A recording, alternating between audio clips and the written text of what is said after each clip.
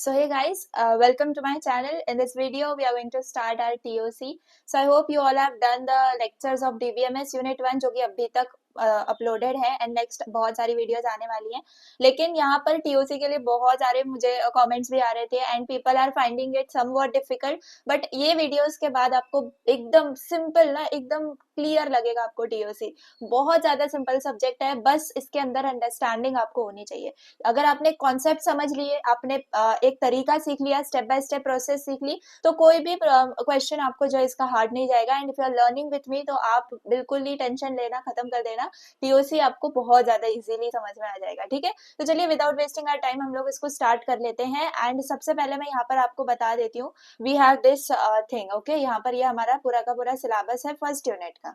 तो यहाँ पर अगर हम देखें तो ये देखो, फाइनाइट ऑटोमेटा के बारे में हमें पढ़ना है. अभी उसमें क्या पढ़ना है क्या नहीं पढ़ना है उसको साइड में रखते हैं. ठीक है, यूनिट 1 के अंदर हमें काफी सारी बेसिक चीजें समझनी है एंड काफी सारी कॉन्सेप्चुअल चीजें भी समझनी है जो कि TOC में आपको बहुत ज्यादा हेल्प करेंगे आगे. ओके, तो यहाँ पर फाइनाइट ऑटोमेटा के हमें बेसिक्स से पढ़ना के बारे में पढ़ना है. एंड देन दो मेन चीजें हमें पढ़नी है, finite automata without output and finite automata with output. ठीक है, तो फाइनाइट ऑटोमेटा विदाउट आउटपुट के अंदर दो चीजें आ जाती हैं जो कि है आपका DFA एंड NFA. अभी के लिए मैं आपको एकदम मतलब मोटा मोटा चीजें बता रही हूँ कि आपको क्या पढ़ना है. ठीक है, बाकी हम लोग सारे कॉन्सेप्ट्स के डेप्थ में जाने वाले हैं एंड बहुत अच्छे से चीजों को करने वाले हैं एग्जाम पॉइंट ऑफ व्यू से. अब विद आउटपुट के अंदर आपके पास दो कौन सी चीजें आ जाती हैं, मूरे एंड मीले मशीन्स. ठीक है, तो ये दो चीजें हैं बस. तो बिल्कुल आपके सामने सिलेबस है, मैंने आपको ब्रेक डाउन करके बता दिया कि आपको क्या पढ़ना है. तो सबसे पहले यहाँ पर आप बेसिक्स पढ़ोगे फर्स्ट पार्ट में. सेकेंड पार्ट में आप लोग deterministic and non deterministic FA यानी कि सिंपल भाषा में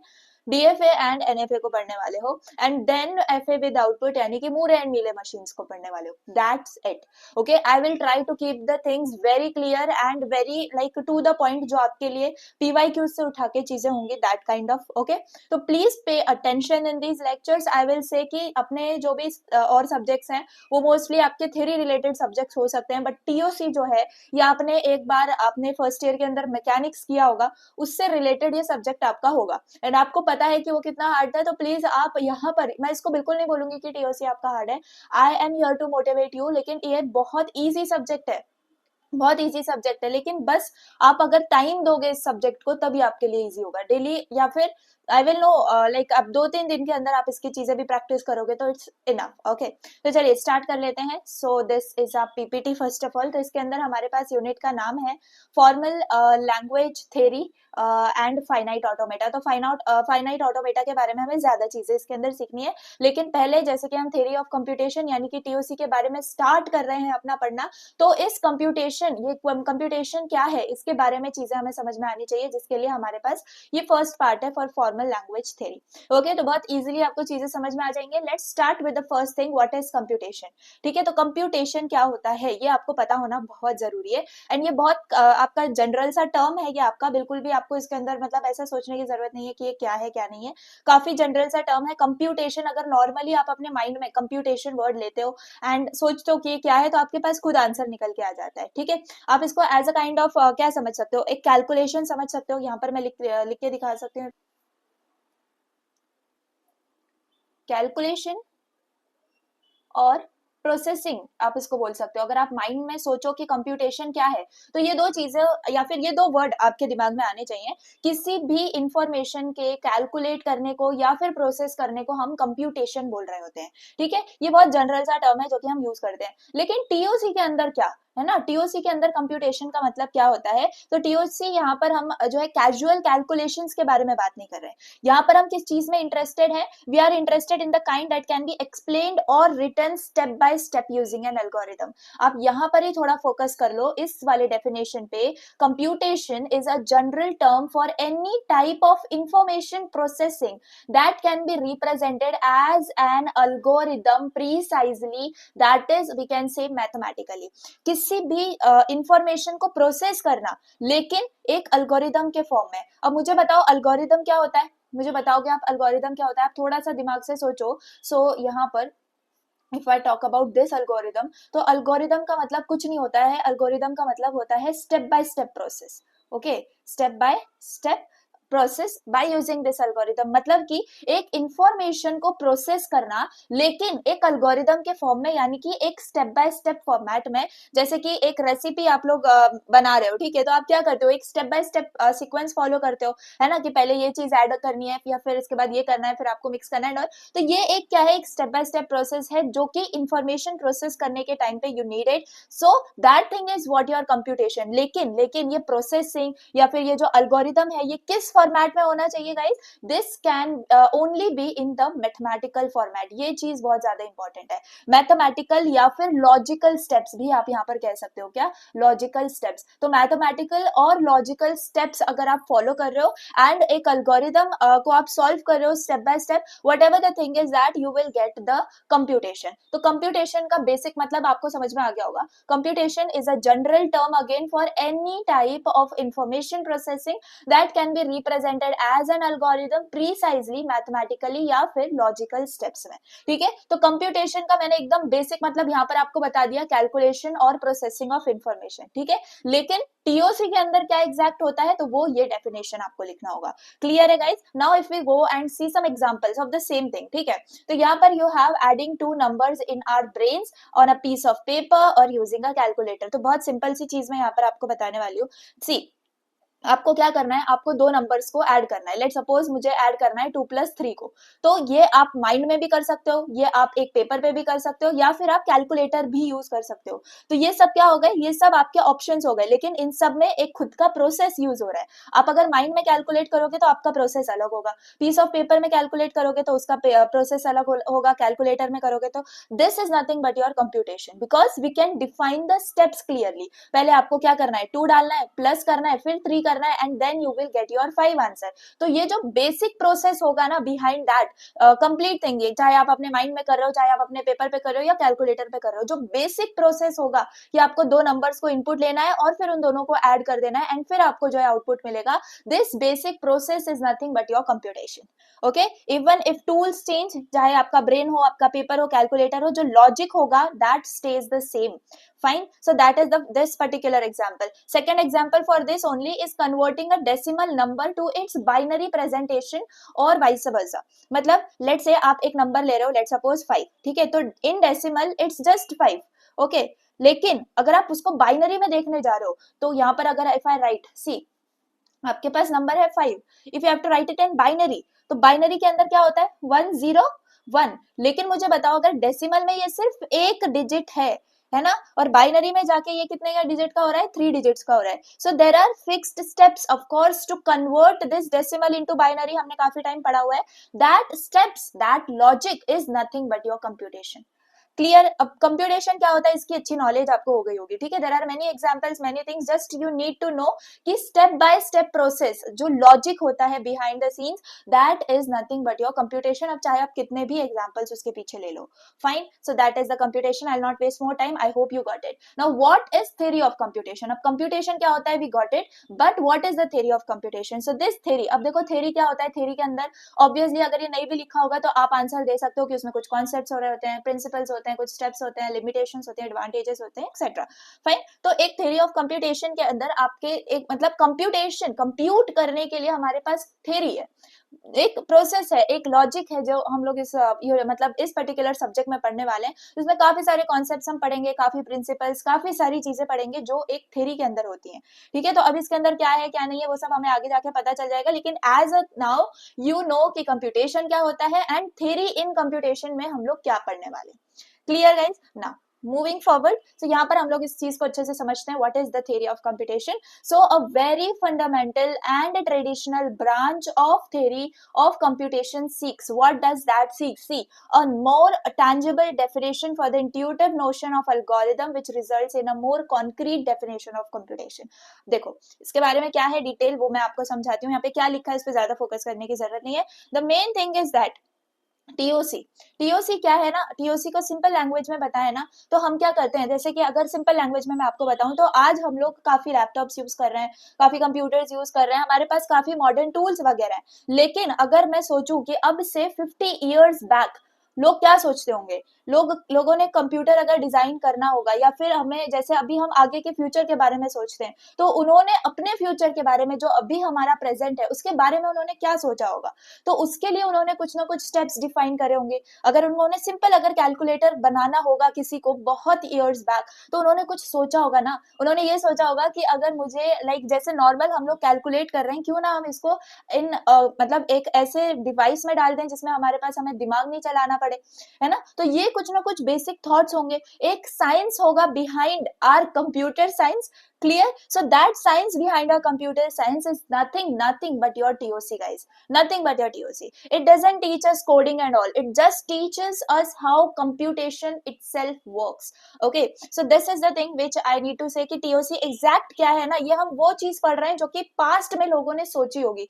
एंड ये हमें क्यों पढ़ना इंपॉर्टेंट है, क्योंकि ऑब्वियसली हम जिस प्रेजेंट में जी रहे हैं हमने भी कोई ना कोई फ्यूचर इमेजिन किया हुआ है, and how we are gonna like achieve that thing, right? So that is the thing which we are going to see in this. Okay, now यहाँ पर एक एक लाइन को अगर हम अच्छे से समझें, यहाँ पर काफी सारी चीजें ऐसे लिखी हुई हैं। If I just focus on a very fundamental and traditional branch of theory of computation seeks, यहाँ पर what is this line explaining us? Just TOC is nothing one of the oldest and most core subject in computer science. Okay, you just have to remember what? You just have to remember कि जो TOC है आपका, it is the oldest, okay, oldest or you can say core subject of your computer science. Okay, तो ये चीज आपको ध्यान में रखनी है। आज हमारे पास कंप्यूटर साइंस के अंदर n नंबर ऑफ सब्जेक्ट्स हैं, लेकिन TOC है कोई नया सब्जेक्ट नहीं है, या फिर कोई ऐसा और मतलब ऐसा सब्जेक्ट नहीं है जिसको हमने निकाल दिया अपने सिलेबस से and all. This is old subject, this is the core subject. जैसे हम लोग कोर बेसिक चीजें पहले पढ़ते हैं to understand the advance things ना, तो ये ऐसा सब्जेक्ट है of our computer science. Okay, it's not about any tech, जैसे मैंने बोला इसमें आप कोई कोडिंग वगैरह नहीं करने वाले हो, लेकिन हाँ कंप्यूटिंग का जो बेस है वो आपको TOC समझा देगा कि एग्जैक्ट एल्गोरिथम क्या होता है, या फिर लाइक कौन से problems can be solve using computers and all, इस सब की नॉलेज आपको TOC में हो जाएगी। A more tangible definition for the intuitive notion of algorithm which results in a more concrete definition of computation. अब इस लाइन का मतलब क्या है? देखो हम सबको पता है, we all know कि एक algorithm क्या कर सकती है, ठीक है। एक algorithm के अंदर क्या होता है, एक set of steps होते हैं एक प्रॉब्लम को सॉल्व करने के लिए, ठीक है। कुछ स्टेप्स हो रहे होते हैं आपके पास 1 2 3 कुछ स्टेप्स हैं, उससे आपकी जो प्रॉब्लम है वो सॉल्व हो जा रही है। ये क्या होता है, आपकी algorithm होती है। But that idea is in our mind. Okay, वो कोई इंट्यूटिव नहीं है, वो आइडिया हमारे माइंड में है। ओके, सो जो TOC है इससे हमें समझ में आता है कि like how we define that particular algorithm in mathematical and precise way.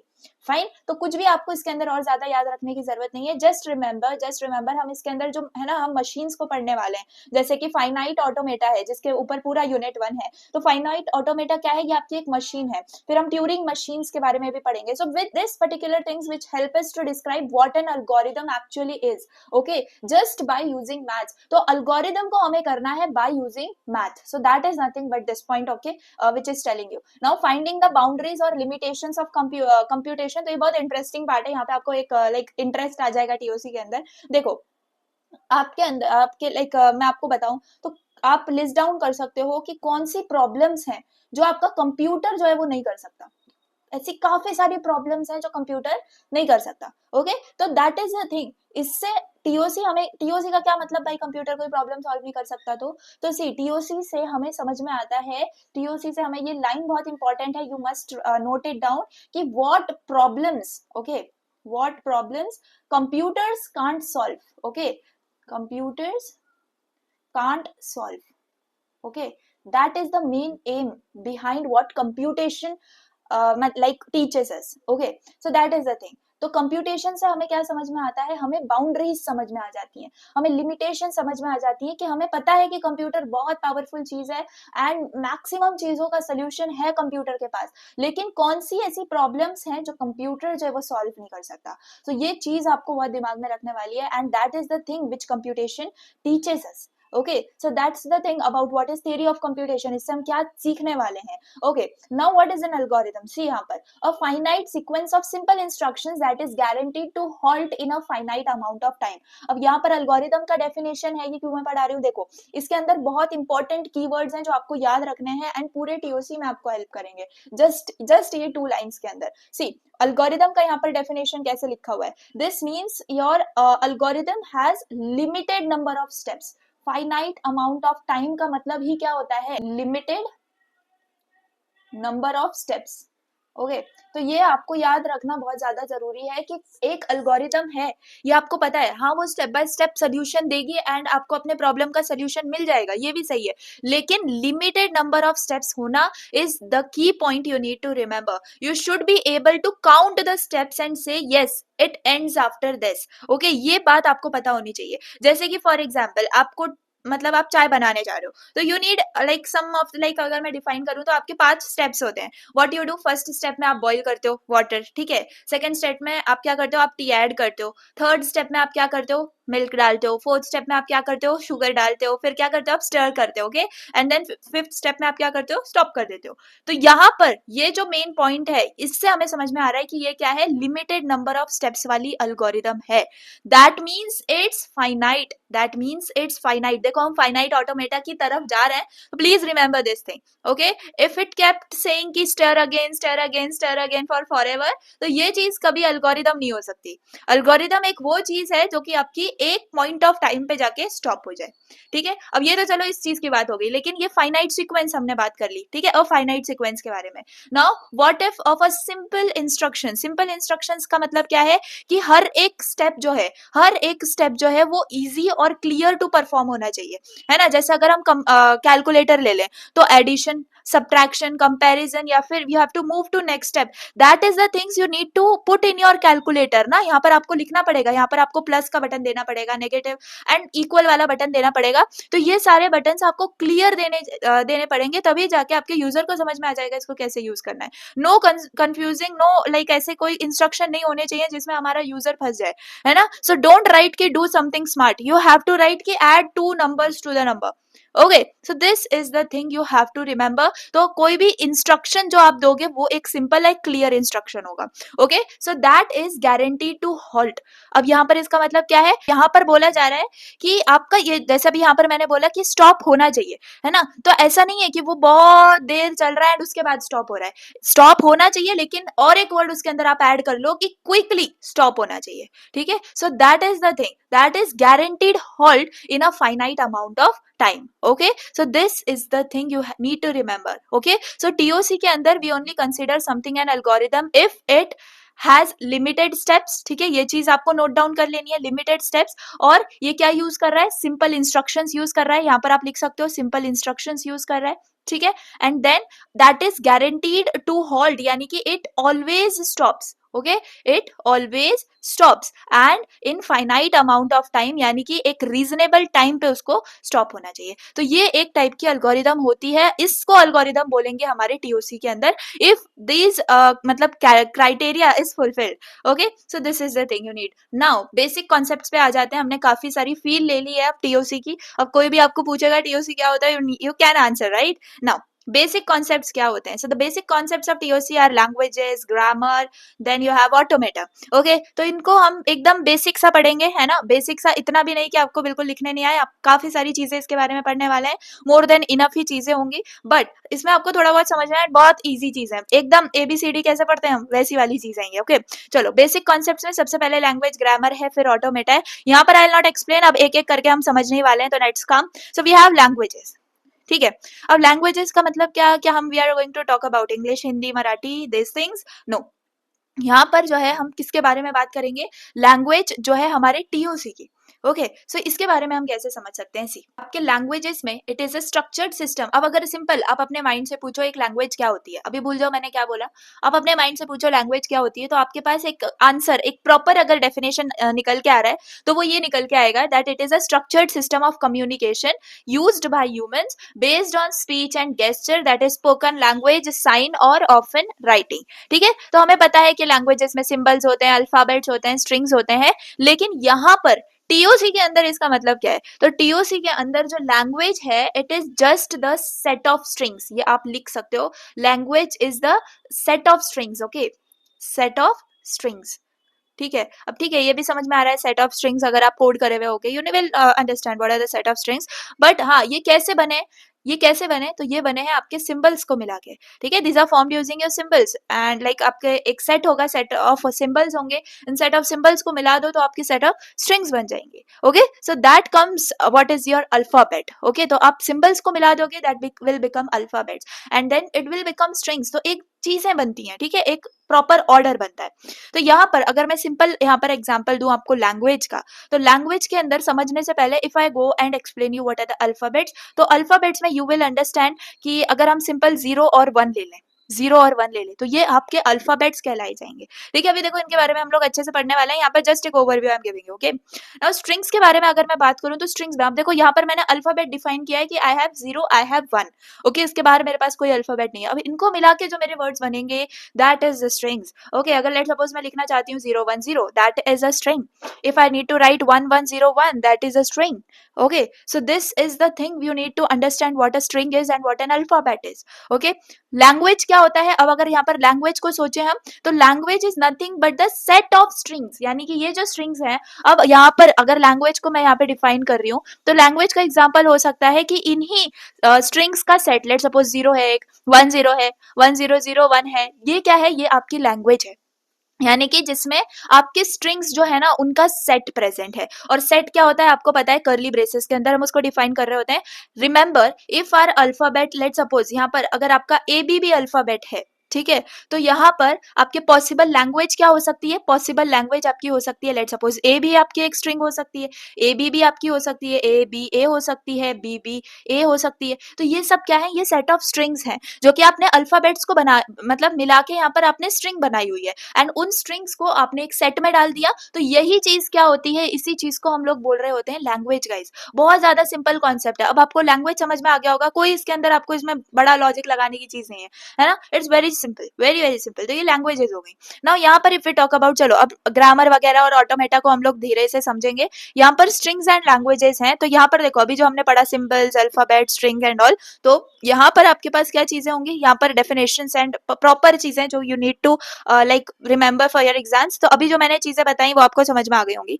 Now what are the symbols, symbols are building blocks of language, तो बिल्डिंग ब्लॉक्स ऑफ लैंग्वेज जैसे कि ABCDE 1 2 3 4 ABCD, कैपिटल ABCD, तो ये सारी चीजें आपकी हो सकती हैं, okay, so that is nothing but symbols, यानी कि इनको मिला के that are just the smallest units we use to create strings, okay, तो इनको हम क्या बोलते हैं, अभी देखो इनको, अब ये आप बोलोगे कि भाई यहाँ पर भी तो यही चीजें हैं, यहाँ पर भी तो यही चीजें हैं, लेकिन यहाँ पर हम एक प्रॉपर चीज डिफाइन कर रहे हैं कि बाइनरी अल्फाबेट 0 1 है, set of all lower cases में ये है, लेकिन अगर हम एक वाइड रेंज, एक जनरल रेंज में बात करें, तो हमारे कौन से सिंबल्स हो सकते हैं, हमारे पास स्मॉल ABCD हो सकता है, 1 2 3 4 हो सकते हैं, कैपिटल ABCD हो सकता है, तो ये बेसिकली क्या है, that anything that can B typed और रेड, ओके, इवन आपके पंक्चुएशन सिंबल्स जो होते हैं ना वो भी आपके सिंबल्स के अंदर आ जाते हैं, तो remember this thing, building blocks of language is nothing but your symbol. अब अल्फाबेट और स्ट्रिंग आप बहुत अच्छे से समझ चुके हो, फिर भी विल रीड, सी अल्फाबेट क्या होता है, फाइनाइट होता है, non empty set of your symbols, ठीक है, तो अल्फाबेट इसको हम कैसे डिनोट करते हैं, इसको हम ऐसे डिनोट करते हैं, ठीक है, आप इसको समेशन बोल लो,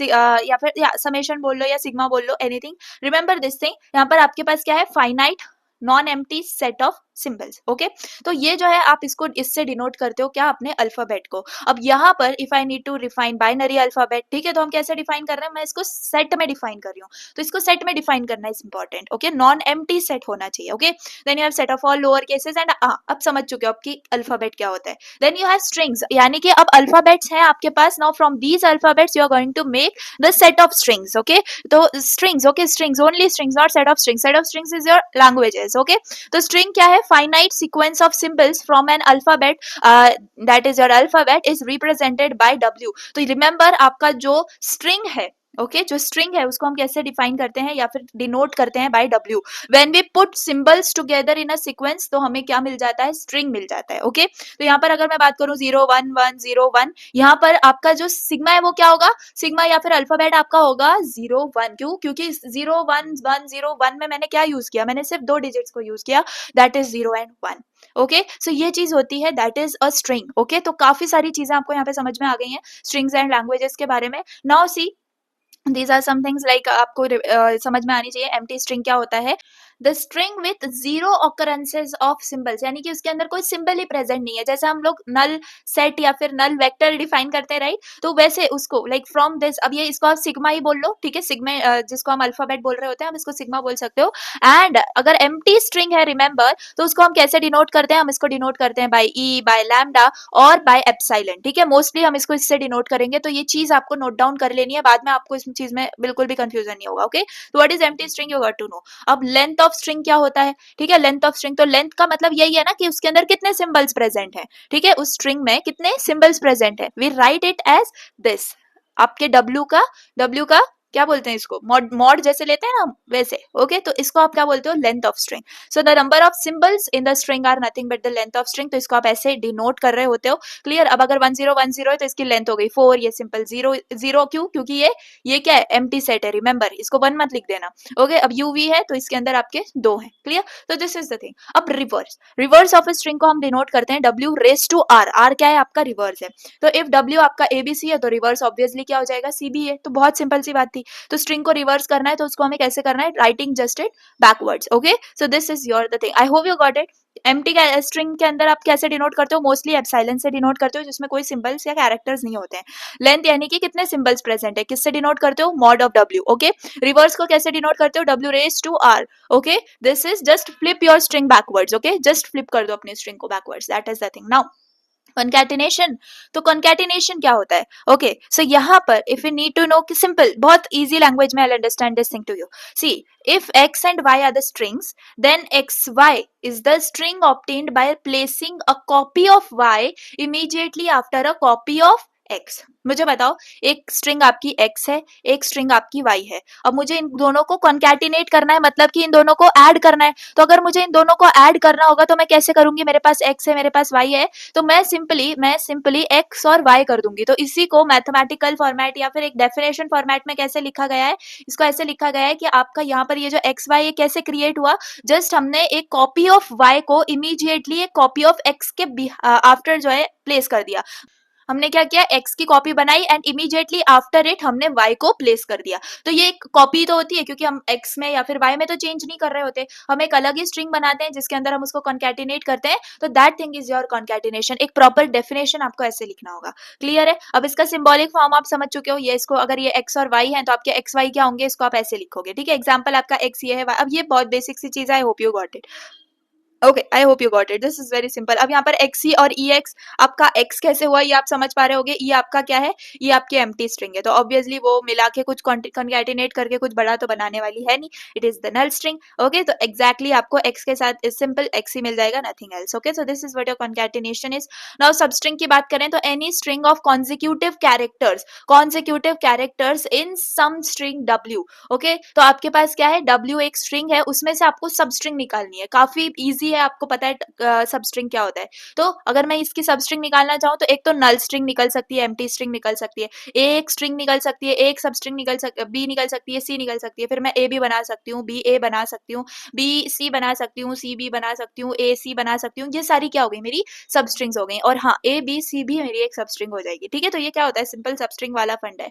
नाउ प्रीफिक्स एंड सफिक्स की बात करें, इफ W इज दिस, यानी कि हमारे पास एक स्ट्रिंग है विच इज दिस, तो V क्या हुआ, उसका प्रीफिक्स हुआ. याद रखो V आपका प्रीफिक्स हुआ, और V और U में सफिक्स क्या हुआ, U आपका सफिक्स हुआ. ये तो बहुत सिंपल सी बात है भाई. ठीक है, अगर सपोज ABC, देखो एग्जांपल में जैसे लिखा है ABC आपकी स्ट्रिंग है, तो इसमें प्रीफिक्सेस क्या हो सकते हैं, तो ABC में प्रीफिक्सेस आपका A भी एक प्रीफिक्स हो सकता है, B भी आपका प्रीफिक्स हो सकता है, ABC भी आपका प्रीफिक्स हो सकता है ना. सफिक्स प्रीफिक्स यानी कि पहले से जुड़ा हुआ मतलब सब स्ट्रिंग आप कह सकते हो, और सफिक्स यानी कि बाद से, लास्ट से जुड़ा हुआ आपका सफिक्स. ओके सब स्ट्रिंग, तो that is your thing. Okay बहुत सिंपल था. अनहैप्पी इन दिस, अन जो है ये आपका प्रीफिक्स है, एंड इन क्विकली आपका ly जो है वो सफिक्स है. काफी हमने लोअर क्लासेस में इसको सीखा हुआ है. ओके ये भी सिंपल एग्जांपल है। चलो अब आप समझ चुके हो क्या है क्या नहीं है। Now very very important thing, अब हम जो है ना, अब काफी सारे डेफिनेशंस हमने देख लिए हैं। नाउ सी, अब ये मेन टॉपिक्स हैं आपके, ओके, तो प्लीज इस चीज पे ज्यादा फोकस करना। यहाँ पर हम लोग पढ़ने वाले हैं पावर ऑफ योर ये सिग्मा। सिग्मा क्या है? अल्फाबेट। तो अल्फाबेट की क्या पावर है? इसको हम लोग क्लोजर भी बोलते हैं, क्लीन क्लोजर भी बोलते हैं, बहुत ज्यादा इंपॉर्टेंट है। इसका स्टेप बाय स्टेप मैं एक्सप्लेन करूंगी आपको, बस थोड़ा सा इसमें आपको ध्यान देना है, ओके। तो पावर क्या है? बहुत सिंपल है, बहुत ज्यादा एकदम मक्खन सिंपल है। देखो सम, ये आपका क्या है? ये सिग्मा है, सिग्मा रेस टू के। सिग्मा रेस टू के क्या होता है? The set of strings of length के विद द सिंबल्स फ्रॉम समय सिग्मा। तो देखो ये जो सिग्मा है उसकी लेंथ हमने यहाँ पर दे दी है, ठीक है। तो अब समझ में आ गया कि ये सिग्मा रेस टू के क्या है। Okay, so this is nothing but your power of an alphabet, very simple. के जो है वो के आपकी लेंथ ऑफ स्ट्रिंग हो जाती है। तो सिग्मा, लेट सपोज आपके पास अल्फाबेट्स हैं 0 और 1। अब आप इसका जो है पावर निकालने वाले हो, एक एक पावर हम लोग करके देखेंगे। तो लेट सपोज अगर मैं सिग्मा 0 बोल रही हूँ, इसका मतलब क्या है कि मेरी स्ट्रिंग के अंदर 0 लेंथ ऑफ स्ट्रिंग्स प्रेजेंट है। क्लियर है ना? मेरे स्ट्रिंग के अंदर 0 लेंथ ऑफ मेरी स्ट्रिंग्स प्रेजेंट है। तो set of all strings of length 0 वो आपके किस में आ जाएंगे? सिग्मा रेज टू 0, यानी कि इसमें आ जाएंगे। क्लियर है बात? तो इसके अंदर तो क्या आ जाएगा? आपका एप्सिलॉन आ जाएगा ना। एप्सिलॉन क्या होता है? आपका एम्प्टी स्ट्रिंग होता है। क्या होता है? एम्प्टी स्ट्रिंग होता है। क्लियर है? यहाँ तक की बात it is very clear, okay. तो ये जो है ना, आगे की कैलकुलेशंस क्या है इसको छोड़ दो, अभी जो मैं सिंपल आपको समझा रही हूँ इस पे फोकस करो। क्या आपका सिग्मा 0 क्या होता है? इसके अंदर आपकी सारी वो स्ट्रिंग्स आ जाएंगी जिसकी लेंथ जो है वो 0 है। अब सिग्मा 1 में क्या आ जाएंगी? वो सारी स्ट्रिंग्स आ जाएंगी इसके अंदर जिसके अंदर आपकी लेंथ 1 है। लेंथ 1 यानी कि अगर 0 और 1 मेरे मेन अल्फाबेट्स है तो सिंपल 0 आ सकता है और 1 आ सकता है, और कोई आ सकता है क्या सिग्मा 1 में? नहीं आ सकता। ठीक है, बात समझ में आ रही है? अब सिग्मा 2 ये सिग्मा रेस टू 2, तो this is the set of all strings with the length of 2। अब आप समझ चुके हो इसके अंदर कौन सी आ जाएंगी? आपकी 0 0 आ जाएगी, 0 1 आ जाएगी, 1 0 आ जाएंगी, 1 1 आ जाएंगी। तो ये सब क्या है? आपकी सारी आपकी पावर ऑफ सेकेंड, ओके। तो that is the thing, okay. Now set of all, ये अब आप समझ चुके हो क्या है। अब ये जो है ना, ये क्या लिखा हुआ है? तो 2 raise to the power, the thing like जो आपका k की पावर है ना, जो k है आपका, वो अगर आप 2 की पावर में दे दोगे तो आपको समझ में आ जाएगा कि क्या लेंथ ऑफ स्ट्रिंग आपको यहाँ पे मिलने वाली है। समझ में आ गई बात? तो यहाँ पर अगर आप देखो तो 1 मिली है। 1 क्यों? क्योंकि ये एप्सिलॉन है। आप सिंपल इसको मैक्स भी कंसीडर कर सकते हो, ठीक है। मैक्स टू मैक्स आपके 1 होने चाहिए, लेकिन यहाँ पर 0 है तो इट्स फाइन। अब set of all strings of length 1, तो 2 रेस टू 1 होना चाहिए, तो ऑब्वियसली यहाँ पर 2 ही आ गए आपके पास। अब लेंथ ऑफ 2 यानी 2 रेस टू 2 यानी कि 4 हो जाएगा यहाँ पे, ठीक है। तो आप देखोगे तो यहाँ पर मैंने जो लिखा था 0 0 0 1 1 0 1 1 कितने? 4 ही तो है ना। तो ये लेंथ आप ऐसे डिफाइन कर सकते हो। तो this is nothing but your simple what sigma raised to k is। तो all the strings मतलब उनकी जो लेंथ है, that is the thing, okay। अब यहाँ पर क्लीन क्लोजर क्या होता है? तो basically the set of all possible strings over sigma is called Kleene closure, denoted by sigma raise to star. Remember this thing throughout the TOC, throughout याद रखो। Sigma raise to star आपको यहाँ पर जब भी दिख जाएगा, that is nothing but Kleene closure, okay. इसका नाम आपको याद रखना है। क्लीन क्लोजर क्या होता है? अभी यहाँ पर हमने देखा कि 0 है, 1 है, 2 है, 3 है पावर, है ना। तो यहाँ पर आपकी जो पावर है वो इनफाइनाइट, आप सब n तक जा सकते हो। एंड जब आपका इनका यूनियन हो जाएगा, set of all possible strings over sigma, है ना, तो इन सब का सेट देख रहे हो आप, यहाँ पर इनका यूनियन है। क्या है? इन सब का यूनियन है। तो आपके पास क्या है? सिग्मा आपका 0 है, इसका यूनियन कर दो सिग्मा 1 के साथ, इसका यूनियन कर दो सिग्मा 2 के साथ, इसका यूनियन कर दो जब तक आपके पास जो है सिग्मा n है, जितना आपका है। तो that is nothing but your Kleene closure. Easy, very easy. तो क्लीन क्लोजर क्या है? सारे पॉसिबल स्ट्रिंग्स का आप क्या करो, एक मतलब एम्प्टी स्ट्रिंग भी होगी ना, तो उसको भी आप इसके अंदर इंक्लूड करोगे। तो टिल एन आपके जितने भी यूनियन आ जाएंगे वो पूरे सेट को हम क्लीन क्लोजर बोलते हैं। अब पॉजिटिव क्लोजर क्या है? तो क्लीन क्लोजर अलग है, पॉजिटिव क्लोजर अलग है। क्लीन क्लोजर में यहाँ पर हम क्या करते हैं? देखो बहुत सिंपल लैंग्वेज में I am explaining you. Positive closure मतलब कि all strings except empty string. लिख लो लिख लो लिख लो, दिस इज पॉजिटिव क्लोजर। तो इसमें आ जाएंगी आपकी all strings except what? Empty string. तो एम्प्टी स्ट्रिंग को हम कैसे दिखाते हैं? एप्सिलॉन, ठीक है। तो अगर यहाँ पर आप देखो तो मैंने इसको कैसे डिनोट किया है? मैंने इसको सिग्मा प्लस ऐसे डिनोट किया है, तो that is your positive closure. तो इसमें बस आपको ये जो है ना, ये आपको रिमूव कर देना है एंड बाकी की जो है वो आपकी पॉजिटिव क्लोजर है।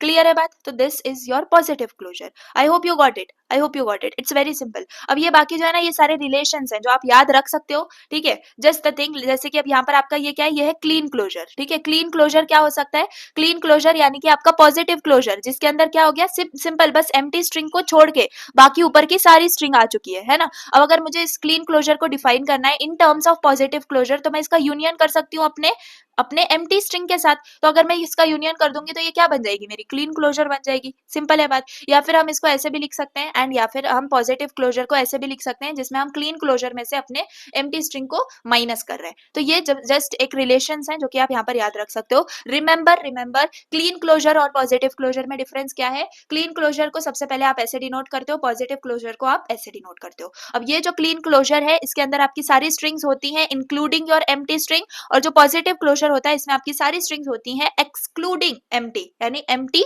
नहीं होता है। That's it. वेरी क्लियर, बहुत सिंपल सा था। अब आ जाते हैं बेसिक थिंग्स। अब लैंग्वेज क्या होता है, हमने सिंबल समझ लिया, हमने अल्फाबेट समझ लिया, हमने स्ट्रिंग समझ लिए। अब लैंग्वेजेस क्या होती है, तो लैंग्वेजेस मैंने आपको पहले ही बता दिया, ये आपकी सेट ऑफ स्ट्रिंग्स होती हैं, set of strings chosen from some alphabet. तो अल्फाबेट पहले आपके डिफाइन होते हैं जैसे कि 0 और 1, फिर इनके बाद क्या बनता है, इनके बाद आपकी स्ट्रिंग्स बन रही होती है ना, जो भी होती है 0 0 0 1 ये। अब ये स्ट्रिंग्स तो बन गई, अब इनको अगर हम सेट के अंदर डाल दें तो ये आपका लैंग्वेज बन जाती है। ठीक है, तो सबसे पहले स्टार्टिंग तो अल्फाबेट से ही होती है, ये बात है। तो चूजन तो अल्फाबेट से जो सेट ऑफ स्ट्रिंग्स बनती है वो आपकी लैंग्वेज है, and it is the subset of your Kleene closure. तो क्लीन क्लोजर का सबसेट होता है। हमेशा हम लोग सिग्मा एन तक तो जाएंगे नहीं ना, हम लोग हमेशा सिग्मा एन तक तो जाएंगे नहीं। 0 और 1 में अगर मुझे देखना है तो मैं सिग्मा एन तक थोड़ी जाऊंगी हमेशा, मुझे एक प्रॉपर कुछ कुछ लिमिट तक ही चाहिए होगा। तो ऑब्वियस सी बात है, हम इसको सबसेट ऑफ क्लीन क्लोजर बोल सकते हैं, है ना। जैसे कि हमारे पास पूरे नेचुरल नंबर्स होते हैं, अगर हम इवन नंबर्स उसमें से निकाल लें तो वो क्या हो जाता है, सबसेट ही तो हो जाता है हमारे इवन पूरे नेचुरल नंबर्स का। क्लियर है बात। अब यहाँ पे देखो कुछ एग्जांपल्स हैं, अब ये आपको बहुत क्लियर है, देख लो। Set of valid Arabic words, या फिर आप सिंपल समझ सकते हो ए और बी। ठीक है, तो इससे हम कैसे लैंग्वेज बना सकते हैं, देखो A B B A B B A, ये सारी आपकी लैंग्वेजेस बन सकती हैं। इसमें यहाँ पर कंडीशन क्या दे दी है लैंग्वेज की, ऑल स्ट्रिंग्स ऑफ लेंथ 2। तो 2 लेंथ की आपकी सारी स्ट्रिंग्स हो गई। ठीक है, ये कंडीशंस बहुत इंपॉर्टेंट है, एंड यही चीज है जो हम आगे जाके डीएफए एनएफए के अंदर डिजाइन करने वाले हैं। ओके, देन यू हैव, ठीक है, अब ये आप सारे समझ चुके हो कि लैंग्वेज क्या है एग्जैक्टली। आपको कुछ कंडीशन दी होगी एंड आपको उस हिसाब से अपने सेट ऑफ स्ट्रिंग्स बनाने हैं। Okay, so this is your language. अब यहाँ पर एम्प्टी लैंग्वेज भी होता है, जैसे अभी हमने क्या देखा लास्ट टाइम, हमने देखा एम्प्टी स्ट्रिंग, है ना। तो ये एम्प्टी लैंग्वेज है, तो इसको हम कैसे डिफाइन करते हैं, इसको ऐसे नल डिफाइन करते हैं। इसका मतलब कि सेट जो है वो आपका एम्प्टी है, तो this language consisting of empty string. Clear है बात। अब यहाँ पर आप डिफाइन कर, याद रखो कि ये जो है empty language is not equal to empty string, ये आप याद रख सकते हो। Clear now. अब यहाँ पर इसका मतलब क्या है, इसका मतलब है कोई स्ट्रिंग प्रेजेंट नहीं है, और इसका मतलब क्या है, एप्सिलॉन का मतलब है कि जो लैंग्वेज है उसी के अंदर मतलब एम्प्टी स्ट्रिंग है। एम्प्टी स्ट्रिंग अलग है, और मतलब इसका मतलब है कि वो एम्प्टी स्ट्रिंग भी प्रेजेंट नहीं है। ठीक है, समझ में आ गई बात, I hope you got. Now languages can be finite और इनफाइनाइट। ठीक है, तो ये फाइनाइट और इनफाइनाइट ही चीजें हैं। तो फाइनाइट भी हो सकती है, यानी कि वो लिमिटेड भी हो सकती है, जैसे यहाँ पर सिर्फ 3 है, और इनफाइनाइट भी हो सकते हैं। अगर हमने a raised to n बोल दिया तो क्या होगा, है ना। तो हमारे पास 1 लेंथ का भी आ रहा है, 2 लेंथ का भी आ रहा है, 3 लेंथ का भी आ रहा है, 4 लेंथ का भी आ रहा है, एंड ये n तक चलता रहेगा। तो ये भी, ये आपकी कौन सी टाइप की हो गई, ये इनफाइनाइट टाइप की आपकी लैंग्वेज हो गई। अब यहाँ पर L3 is a language of all string starts with a। अब a से स्टार्ट होने वाली तो a भी हो रहा है, a भी हो रहा है, b भी हो रहा है, ऑब्वियस नहीं a से स्टार्ट यानी कि a भी हो रहा है। ठीक है, नॉट b है। तो ये a से स्टार्ट होने वाली तो n नंबर ऑफ स्ट्रिंग्स हो सकती हैं। तो ये क्या हो गई आपकी, अगेन इनफाइनाइट स्ट्रिंग लैंग्वेज हो गई। ठीक है, सो this is how you can remember के लैंग्वेजेस का फाइनाइट और इनफाइनाइट के अंदर क्लासिफाई करते हो। Okay, now you can also concatenate languages. तो अभी जैसे हम स्ट्रिंग्स में कॉन्कैटिनेट कर रहे थे, यहाँ पर we can also concatenate languages. ठीक है, एक लैंग्वेज है, देखो अभी सिंपल है, अब यहाँ पर आप कंफ्यूज मत हो जाना, बट थिंग्स इज दैट सी यहाँ पर आपके पास क्या है, अच्छा हाँ, इनको आप ऑपरेशंस भी बोल सकते हो। अगर आपको क्वेश्चन आता है ऑपरेशंस ऑफ लैंग्वेजेस तो आप इन सबको लिख सकते हो। पहला ऑपरेशन ही है आपका कॉन्कैटिनेशन। तो कॉन्कैटिनेशन मतलब क्या, ए बी है और ए बी इन दोनों को क्या कर दो, कॉन्कैटिनेट कर दो, तो कॉन्कैटिनेशन होता है। तो जस्ट ये आप इसको ऐसे डिफाइन करते हो लैंग्वेजेस के अंदर L1 L2। ठीक है, एंड इसके अंदर क्या है, आपके ये स्ट्रिंग्स हैं x y, x belongs to L1 and y belongs to L2। तो यहाँ पर Ln क्या है, L concatenated with itself n times. ठीक है, इसको भी हम समझेंगे, लेकिन इसका मतलब क्या है, इसका मतलब ये है कि आप L1 यानी कि लैंग्वेज 1 में से x को उठा लो, लैंग्वेज 2 में से y को उठा लो, और दोनों को क्या कर दो, कॉन्कैटिनेट कर दो, एक दूसरे के साइड में बिठा दो, दैट्स इट। ठीक है, तो this is your concatenate thing. Okay, if you are having 2 languages. अब L रेज टू n का मतलब ये है कि आपकी लैंग्वेज एक ही है, यानी कि लेट्स सपोज लैंग्वेज है आपकी AB। ठीक है, अब आप क्या कर रहे हो, उसको खुद ही के साथ you are concatenating it with itself n times. Let's suppose L2 है और आपकी L जो है वो AB है, तो आपकी L2 क्या बन जाएगी, L2 बन जाएगी AB AB। वैसी 3 होती तो और एक ए बी, वैसी 4 होती तो और एक ए बी। मतलब आप समझ पा रहे हो कि इट्स विद इटसेल्फ। ओके, अब L0 का मतलब है क्या है, वो है उसके अंदर एम्प्टी स्ट्रिंग प्रेजेंट है। रिमेंबर, इसका मतलब है एम्प्टी लैंग्वेज, इसका मतलब है एम्प्टी स्ट्रिंग। ओके, L1 यानी कि सिंपल ए बी ही प्रेजेंट है, यानी कि एक ही लैंग्वेज प्रेजेंट है। ओके, तो ये था आपका कॉन्कैटिनेशन फर्स्ट ऑपरेशन। क्लियर है बात? Now star closure, star closure यानी कि वही आपका क्लीन क्लोजर को ही स्टार क्लोजर बोला जाता है, तो इट्स नथिंग एल्स। तो I hope you got this thing also. It's very clear कि आप अगर जैसे अभी हमने क्लीन क्लोजर देखा जिसमें ये था, वैसे सिंपली हम इसको देख रहे हैं एज अ लैंग्वेज क्लोजर, तो इसको हम स्टार क्लोजर बोल रहे हैं। तो इसमें क्या आ जाएंगी सारी लैंग्वेजेस, जैसे L0 का यूनियन L1 के साथ, फिर L2 के साथ, ऐसे आपके सारे यूनियन जो है वो चलते रहेंगे। एंड ये आपका पॉजिटिव के अंदर आ जाता है, जैसे हमने पॉजिटिव क्लोजर देखा था ये, तो वैसे ये लैंग्वेज के अंदर आ जाता है, तो ये आपके लैंग्वेज में आ जाएगा। आप समझ पा रहे हो, पॉजिटिव के अंदर आपका सिंपल ये जो जीरो वाला है वो नहीं होता है। क्लियर? नाउ ये सारे हैं। अभी आपके यूनियन भी हो सकता है, concatenation, Kleene closure, positive closure. तो यूनियन आप समझ पा रहे हो, यूनियन क्या होता है आपका सिंपल यूनियन करना, यानी कि दोनों लैंग्वेजेस के बीच में आपका जो भी है वो यूनियन कर दो। कॉन्कैटिनेट के अंदर आप क्या करते हो, अगर पहले ए बी है तो नेक्स्ट में भी ए बी ही आएगा, नेक्स्ट में ए बी ही आएगा। ठीक है, it's not of kind of union, it's not a kind of union, it's just concatenation. Okay, Kleene closure आप समझ पा रहे हो, L0 से स्टार्ट होगा अप टू LN जा रहा होगा। पॉजिटिव क्लोजर में बस L0 आपका नहीं होता है, बस आपका L1 जैसे ये है ना, यहाँ से आगे चीजें प्रेजेंट होती हैं। Simple, so that is your positive closure for language. Now, the language L consists of the string over this in which each string begins with A should have an even length. यानी कि ये condition दे दी है, तो इसमें आप language कैसे create करोगे, आपको कंडीशन दे दी है कि हर एक स्ट्रिंग जो है वो ए से स्टार्ट हो रही है एंड उसकी जो लेंथ है वो इवन होनी चाहिए। ठीक है, इवन होनी चाहिए, तो ऑब्वियस सी बात है कि आप क्या कर सकते हो, इसको कंसीडर कर सकते हो, आप ए से स्टार्ट करो लेकिन उसकी इवन लेंथ होनी चाहिए, तो ए हो गया। उसके बाद आपकी ए बी भी हो सकती है, राइट, क्योंकि ये इवन ही नंबर है और स्टार्टिंग भी ए है, तो ये भी पॉसिबल है। तो आपके ये क्या है, कुछ एग्जाम्पल्स हैं जो कि आप याद रख सकते हो गाइस। ओके, काफी एग्जाम्पल्स है, जब हम डीएफए करेंगे ना तो हम समझ लेंगे, तो ये काफी एक्स्ट्रा चीजें हमें करने की जरूरत नहीं है। Now this is the finite representations of languages. तो लैंग्वेजेस जो है वो आपकी इनफाइनाइट सेट ऑफ स्ट्रिंग्स भी हो सकती हैं, but we need finite notation for them. Okay, तो अगर इनफाइनाइट भी है तो हमें उसको फाइनाइट नोटेशन देनी पड़ेगी। क्लियर है बात? तो द लैंग्वेज में हमारे पास क्या है, so there are at least 4 ways to do this, so let's see this. So first of आपके पास आ जाते हैं लैंग्वेज जनरेटर्स। ठीक है, तो आप खुद बैठ के लैंग्वेजेस नहीं बना रहे हो, you are just giving the thing, आप डायरेक्टली उसको रिप्रेजेंट कर सकते हो। एंड आपका जो है ना कोई मशीन आप कंसीडर कर सकते हो, या सिंपल लैंग्वेज में आपके पास कोई एल्गोरिदम है, कोई फंक्शन है जो कि डायरेक्टली आपके लिए स्ट्रिंग्स जनरेट कर दे रहा है ऑफ द लैंग्वेज। ओके, तो ये किस सीक्वेंस में जनरेट करता है, W1 W2 W3। Simple example अगर मैं आपको दूं, तो आपने क्या दे दिया है उसको, 0 और 1 ये दो अल्फाबेट्स दे दिए, आपने बोला है कि 1 लेंथ से लेके आप नंबर ऑफ लेंथ्स तक इसको जो है क्रिएट कर दो, स्ट्रिंग्स क्रिएट कर दो। तो ऑब्वियसली बात है वो सबसे पहले 0 क्रिएट करेगा, फिर 1 क्रिएट करेगा, फिर 0 1 क्रिएट करेगा, है ना, फिर 1 0 क्रिएट करेगा, फिर 1 1, अकॉर्डिंग टू द एल्गोरिदम वो स्टेप वाइज जो है क्रिएट करता जाएगा। अब अगर आप उसको बोलोगे कि आप जो है मुझे ये W ऑफ I नंबर का जो है ना रिटर्न करके दे दो, तो W ऑफ 0 क्या होगा, W ऑफ 0 यानी कि फर्स्ट वाला, तो वो आपका 0 हो गया। फिर W ऑफ 1 आपको चाहिए होगा तो वो 1 हो जाएगा। So this in this kind आप क्या कर पाते हो, आप लैंग्वेज जनरेटर्स का हेल्प से आप लैंग्वेज जनरेट कर पाते हो। ओके, तो this is a simple thing. Then you have language acceptors, जो कि एग्जैक्टली आपके फाइनाइट ऑटोमेटा होते हैं। फाइनाइट ऑटोमेटा के अंदर एग्जैक्टली हम जो है क्या डिसाइड कर रहे होते हैं कि एक स्ट्रिंग्स है आपके पास, नंबर ऑफ स्ट्रिंग्स हैं, एंड यू हैव व्हाट कि that particular string can be accepted और रिजेक्टेड। ठीक है, तो मशीन्स जो है उसको एक्सेप्ट करेंगी या रिजेक्ट कर देंगी, ये सारी चीज आपके लैंग्वेज एक्सेप्टर्स होते हैं, जो कि एग्जैक्टली फाइनाइट ऑटोमेटा होता है।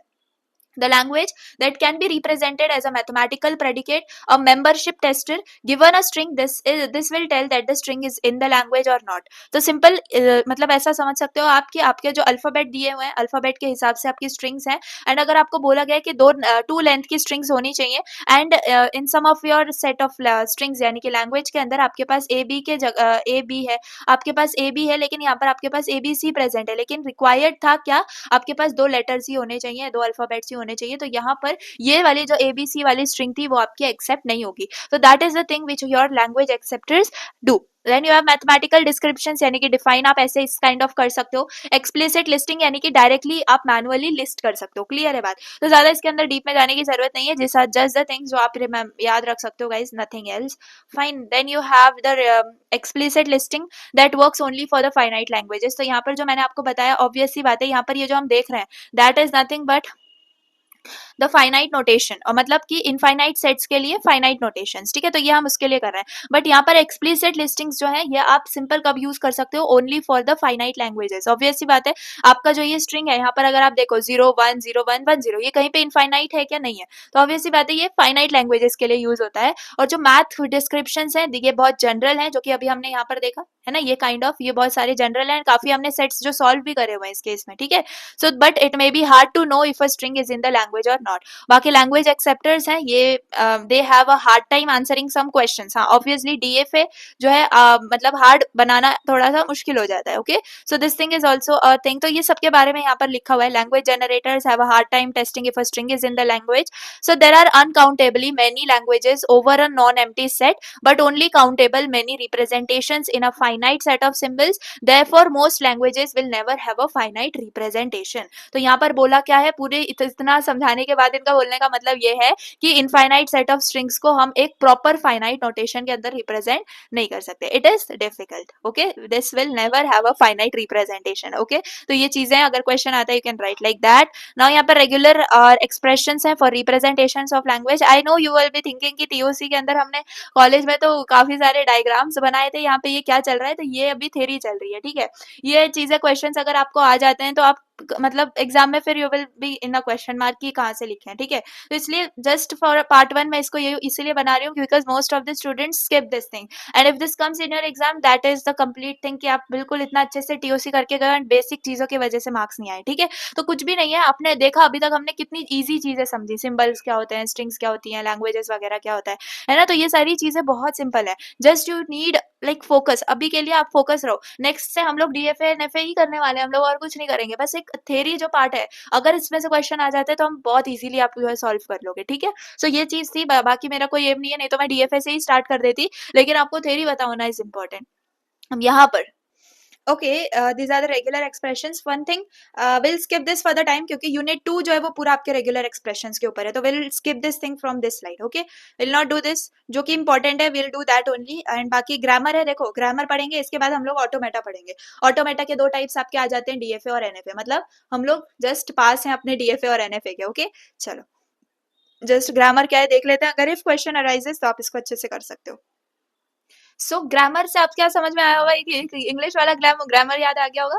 तो देखो कॉन्सेप्ट जो है ना ग्रामर का, हमारे फॉर्मल लैंग्वेज थ्योरी के अंदर ये जो है see a grammar for a natural language, it tells us whether a particular sentence is well formed or not. Obviously English वाला ग्रामर भी क्या होता है, इंग्लिश वाला जो ग्रामर होता है इससे हमें पता चलता है ना कि हमारा कोई सेंटेंस है तो वो क्या है, वो करेक्ट सेंटेंस है अकॉर्डिंग टू इंग्लिश और नॉट, तो ये हमें बता रहा होता है। तो ऑब्वियस सी बात है कंप्यूटर साइंस का जो ग्रामर है इससे भी हम क्या डिफाइन कर सकते हैं, इससे हम क्या डिटरमाइन कर सकते हैं कि जो हमारी स्ट्रिंग है whether it belongs to language और नॉट। बस remember, it tells us whether the sentence or string is a part of the language और नॉट। जो फॉर्मल ग्रामर होता है, देखो ये चीज आप याद रख सकते हो। अब थोड़ी सी इसके अंदर चीजें याद रखने की है, कुछ सेट ऑफ रूल्स होते हैं। अब इसी बात है ग्रामर क्या है, कुछ सेट ऑफ रूल्स हैं जो कि एक वैलिड स्ट्रिंग आपके लैंग्वेज में से ढूंढ के निकालती हैं और आप इसको डिफाइन कर रही होती हैं। सो इट्स इंपॉर्टेंट जब आप कंपाइलर्स डिफाइन कर रहे हो या इंटरप्रीटर्स या पार्सर्स वगैरह जो प्रोग्रामिंग लैंग्वेजेस के होते हैं, उस टाइम पे ये चीज आपके लिए बहुत इंपॉर्टेंट है। तो फॉर्मल ग्रामर का जो रिप्रेजेंटेशन है वो क्या है, ये रिप्रेजेंटेशन है जिसके अंदर you have V, you have T, you have S, you have P. अब ये क्या चीज है इसको अच्छे से समझ लो। v is nothing but the finite set of variables जिसको हम नॉन टर्मिनल्स बोलते हैं, ठीक है। तो ये फाइनाइट सेट ऑफ वेरिएबल्स आपके होते हैं। Then you have finite set of terminal symbols, okay. Terminal symbols जो एक्चुअल कैरेक्टर्स होते हैं ना आपके लैंग्वेज के, उनको हम बोलते हैं, जैसे कि ए और बी हो गए, ये आपके एक्चुअल कैरेक्टर्स हो गए, ठीक है। तो this are the T, okay, इसको हम बोलते हैं finite set of terminal symbols. Then you have S that belongs to V but this is nothing but your start variable, ठीक है। यानी कि आपकी पूरी सेट है लेकिन उसमें जो स्टार्ट वेरिएबल है इसको हम क्या बोलेंगे, एस बोलेंगे, clear. Then you have P, finite set of productions, okay. तो कुछ production set of production rules होते हैं जिससे हम डिफाइन कर पाते हैं कि जो वेरिएबल्स हैं दैट कैन बी रिप्लेस्ड और नॉट, और how they can be replaced, okay. जो वेरिएबल्स हैं तो सिंपल क्या आपको पता है, लाइक अगर टर्मिनल और नॉन टर्मिनल सिंबल्स आपको पता हो तो आप मुझे, अगर आपको पहले से पता होगा तो you can put in comment section. So बस इतना आपको जानना is enough for the grammar, ठीक है। ज्यादा इसके एग्जांपल्स वगैरह में विल नॉट गो बिकॉज इतना is enough, okay. So this is what your grammar is. Now let's move on to what is automata, ठीक है। तो ऑटोमेटा क्या है इसको समझना is important. So for the time, so automata क्या है, अभी इससे पहले एक क्वेश्चन मैं आपसे पूछती हूँ, सी कभी आपने सोचा है कि जो ब्राउजर है, आप अगर उसके अंदर कोई यूआरएल डालते हो, ठीक है, लिंक डालते हो, तो वो ब्राउजर करेक्टली उसको आइडेंटिफाई करके करेक्ट यूआरएल का जो पोर्टल है वो कैसे ओपन कर देता है? या और भी सिंपल, आपका जो कंपाइलर है वो आपके पूरे प्रोग्राम को कैसे वेरीफाई करता है एंड लाइक अगर एरर्स होते हैं तो उस लाइन के एरर्स बता देता है एंड अगर करेक्ट है तो उसको एग्जीक्यूट कर देता है। How come this things happen? ठीक है, तो अगर इस चीज का आपको आंसर करना है, you need to understand this powerful concept of our computer science which is automata. ठीक है, तो जो ऑटोमेटा होता है ना, ये इसको हम देखो, इसको फाइनाइट ऑटोमेटा भी होता है, फाइनाइट स्टेट मशीन्स भी होती हैं। तो ये कुछ नहीं है, ये एक मैथमेटिकल मॉडल होता है जिससे हम कंप्यूटर प्रोग्राम्स डिजाइन करते हैं, या फिर डिजिटल लॉजिकल जो सर्किट्स होते हैं ना, डिजिटल लॉजिक सर्किट्स, उन सबको डिजाइन कर रहे होते हैं। सो ऑटोमेटॉन इसको बोलते हैं, एकदम बेसिक यूनिट। तो ये आपका फाइनाइट ऑटोमेटा भी हो सकता है या फाइनाइट स्टेट मशीन्स भी हो सकता है। It is an abstract model of your digital computer. ठीक है, तो अब यहाँ पर देखें, तो जो फाइनाइट ऑटोमेटा होता है, finite automaton, we are talking about the basic okay thing. So this is a simple idealized machine, okay, which is used to recognize patterns within input taken from some character set or alphabet. Okay तो यहाँ पर क्या किसकी बात हो रही है कि आपका जो फाइनाइट ऑटोमेटा होता है वो क्या होता है? तो ये कुछ नहीं, एक सिंप्लीफाइड मशीन होती है। क्या होती है? सिंप्लीफाइड मशीन होती है जो कि इनपुट रीड करती है आपका, ठीक है, इनपुट रीड करती है और लाइक जैसे कि एक symbol at a time read कर सकती है, या फिर आपकी स्ट्रिंग्स को एक्सेप्ट या रिजेक्ट कर सकती है based on some set of rules. तो वो आपका फाइनाइट ऑटोमेटॉन होता है। अब सिंपल लैंग्वेज में फाइनाइट ऑटोमेटा का काम मैंने आपको बता दिया कि कोई भी स्ट्रिंग आपकी लैंग्वेज में एक्सेप्ट होगी या रिजेक्ट होगी, इस चीज का आंसर आपको फाइनाइट ऑटोमेटा देता है। क्लियर? तो बस इतना भी आपने इसका यूज केस याद रख लिया तो आप डेफिनेशन फ्रेम कर सकते हो। Now the job of a FA is to accept और रिजेक्ट। देखो यहीं पे वही चीज लिखी हुई है, whether depending on whether the pattern defined by the finite automata occurs in the input और not. Clear? So basically finite automata के अंदर क्या क्या चीजें होती हैं? तो इनपुट फाइल होती है। इनपुट फाइल यानी कि इसके अंदर आपके पास जो कि आपकी स्ट्रिंग को रीड करेगा basically, and one symbol at a time, left to right जो चीजें हैं वो आपकी रीड हो रही होती है, या फिर एंड ऑफ फाइल से आपको रीड करवाना है। तो ये सारी भी चीजें पॉसिबल है। Okay, then you have can produce output. Obviously आपके जो फाइनाइट ऑटोमेटा होता है, it can also produce some output जो कि मतलब आपका रिक्वायर्ड भी हो सकता है, नॉट रिक्वायर्ड भी हो सकता है। Then you have temporary storage. Obvious सी बात है, ए अगर पहले से ए स्टोर है तो अगर हमने उसको रिप्लेस कर दिया विद ए बी, है ना, तो उसकी जो अगर पहले हमने उसकी लेंथ डिफाइन करी होगी 1, तो वो तो अब पॉसिबल नहीं हो पाएगा ना उसको रिप्लेस करना। इसलिए यू हैव टेम्पररी स्टोरेज जिसके अंदर आपके पास अनलिमिटेड 1 कैरेक्टर और मे चेंज वाले कैरेक्टर्स आप स्टोर कर सकते हो। Then you have control unit. Control unit के अंदर क्या होते हैं? आपके पास finite number of internal states होते हैं विच में चेंज। ओके, तो ये सारी चीजें जो कि आप एक सिंपल टर्म्स में इसको याद रख सकते हो कि जो फाइनाइट ऑटोमेटा होता है ना, ये एक सिक्योरिटी चेक पॉइंट की तरह है बेसिकली। क्लियर? क्यों? क्योंकि हम इसके अंदर देख पा रहे हैं, हम कंडीशंस एक डिफाइन कर रहे हैं, ठीक है, ये रूल्स है, ठीक है, ये रूल्स हम लोग डिफाइन कर देंगे एंड उसके बेसिस पे आपका जो स्ट्रिंग है, it can either be accepted और it can be rejected. Okay, so ये चीजें, बाकी इसके एप्लीकेशंस भी हैं। तो ये सारी चीजें common finite automata is used for solving some common types of algorithms. तो जैसे कि डिजिटल सर्किट डिजाइन करना है, स्ट्रिंग मैचिंग करनी है, communication protocols for information exchange और lexical analyser of a compiler. तो ये बेसिक कुछ एग्जांपल्स हैं। चाहो तो आप इसको सिंपल समझ सकते हो, जैसे डिजिटल सर्किट डिजाइन करना है तो आपको समझ में आ रहा है कि इनपुट आउटपुट है कुछ, उसमें ऑपरेशन परफॉर्म हो रहा है। स्ट्रिंग मैचिंग का भी आपको समझ में आ रहा है कि आपकी कुछ सर्च एल्गोरिदम्स है या फिर कुछ पैटर्न वाली एल्गोरिदम्स है, उससे आप क्या कर रहे हो, आप जैसे कि कोई डॉक्यूमेंट है उसके अंदर आप कीवर्ड दे रहे हो, जैसे व्हाट्सएप के अंदर आप अपने चैट्स में जाके सर्च कर सकते हो एंड वो कीवर्ड के हिसाब से सर्चिंग करेगा, ठीक है, तो ये स्ट्रिंग मैचिंग वाला एग्जांपल आपका हो जाता है। Then you have communication protocols for information exchange. तो यहाँ पर आपका जो करेक्ट एक्सचेंज होता है ना डेटा का आपके सिस्टम के बीच में, वो सारे एक डिफाइंड पैटर्न्स के अंदर होता है। तो क्या वो उस पैटर्न के अंदर वो स्ट्रिंग है, तो वो आप यहाँ पर डिफाइन कर सकते हो in this thing. Then you have lexical analyser of a compiler. तो ऑब्वियसली आपकी प्रोग्रामिंग लैंग्वेजेस के अंदर जो कंपाइलर्स यूज होते हैं, तो उसके अंदर इनपुट कोड होता है एंड उससे आप मीनिंगफुल पीसेस जो है डिफाइन कर रहे होते हो। तो ये सारी चीजें जो होती है ना, इसके अंदर भी आपका जो फाइनाइट ऑटोमेटा है वो यूज हो रहा होता है। Okay, so it is more than a theory. Okay, यहाँ पर काफी सारी चीजें हैं जो कि आप कंपाइलर से, डिजिटल सिस्टम से मतलब कनेक्ट कर पाते हो। Okay, so this is the thing you need to understand of it. Okay, now यहाँ पर आपके पास एक ओवरव्यू है ऑटोमेटा का, ठीक है, सिंपल है, बहुत ज्यादा विजुअल रेफरेंस आपके लिए ईजी है। सो बेसिकली अगर हम कोर पे बात करें व्हाट इज ऑटोमेटा, तो it consist of the 3 main components. You have input file, okay, you have control unit, you have storage.